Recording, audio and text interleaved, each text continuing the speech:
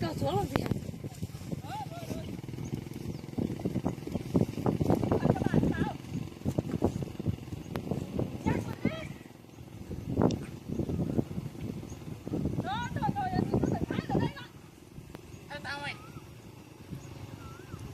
Hai tàu về rồi.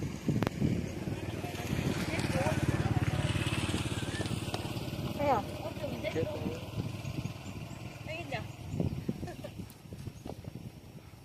Đều cho đánh. Bây giờ con tôi chạy nữa thôi mà.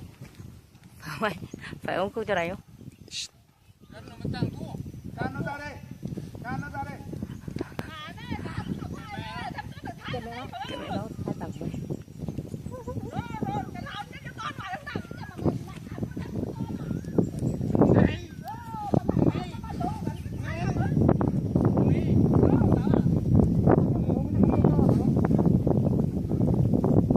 Ghê nhỉ, nó đang máu chiến hả nhỉ? Can nó ra đi không có đánh nhau chết đấy.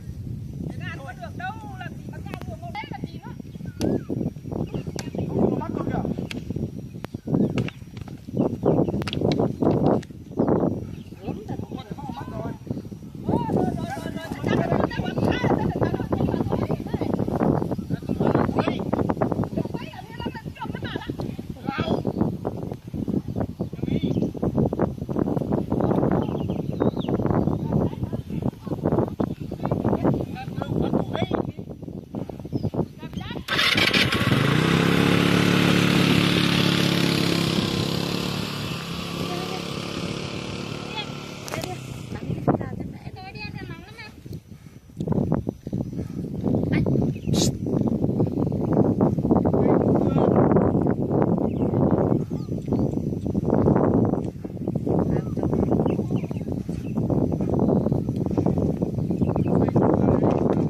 Lần đầu tiên không phải đi Đồ Sơn để xem chọi trâu mà.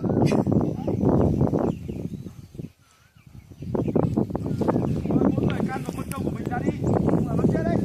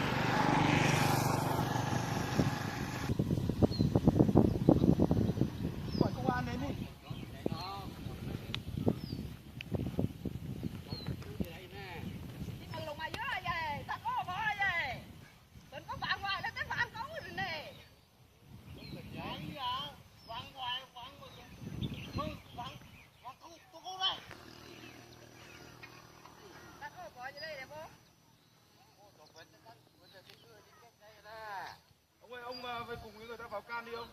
Móc mắt cho này, tôi thấy là kêu rồi này, rất rất bởi tôi chắc là tôi thấy rồi này. Mắt, chẳng đưa đâu, không, vậy con không được con được không nha? Dạ, nó sẽ bà phạt cân rồi, mà có phạt không mà bà hỏi chứ rồi. Mày vô nó bơ, nó tàn nó bơ. Hãy subscribe cho kênh Ghiền Mì Gõ để không bỏ lỡ những video hấp dẫn.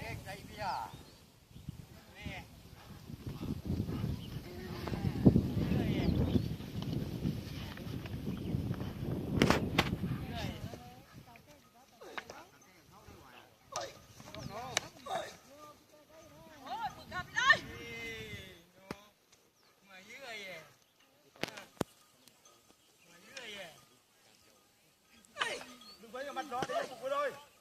Đánh vào đây.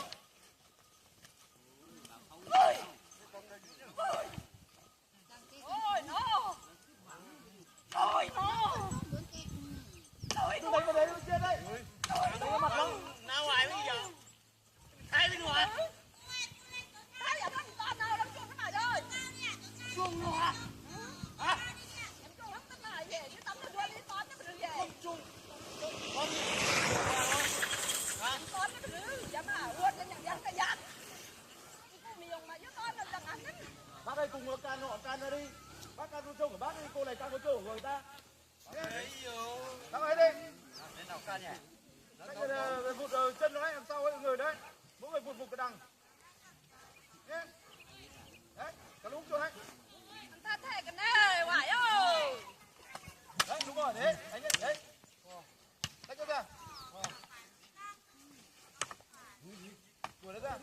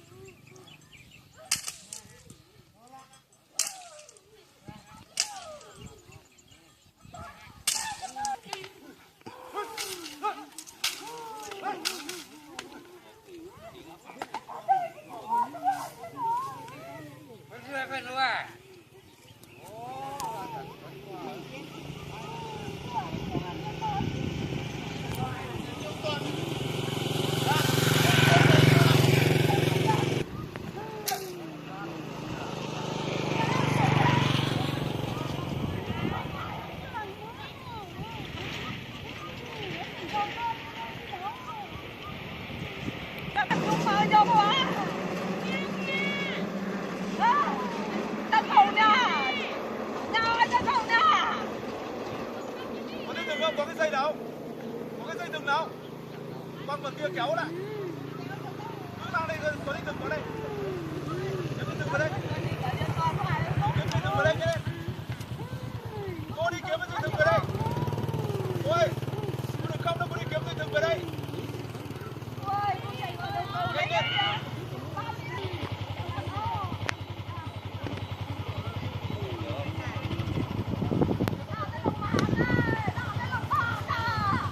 Cô chạy về kiếm dây thừng đi. Cháu kéo nó ra.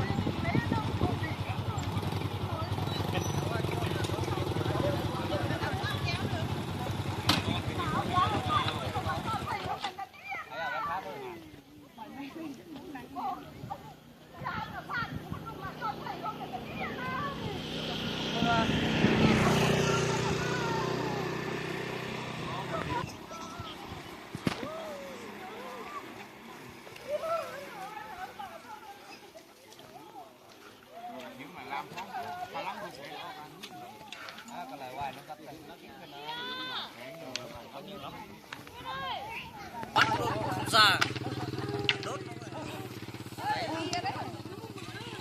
càng bán càng khổ, càng đánh không vào, càng đánh ác.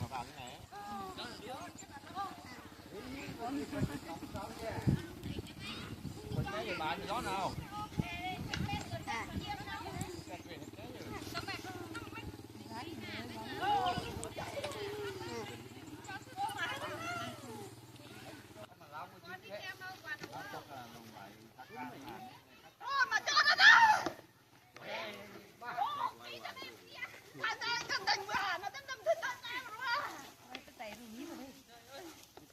Em mang lửa đây mày. Ở đây mày. Mang đây nhanh lên.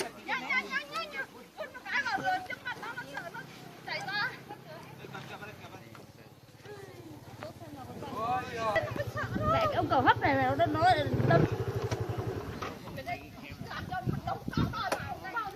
Có phui luôn. Nhỏ thành gò với cái ho cái này. Nó có trang về. Nhỏ thành gò ấy. Nhóc thành gò với này.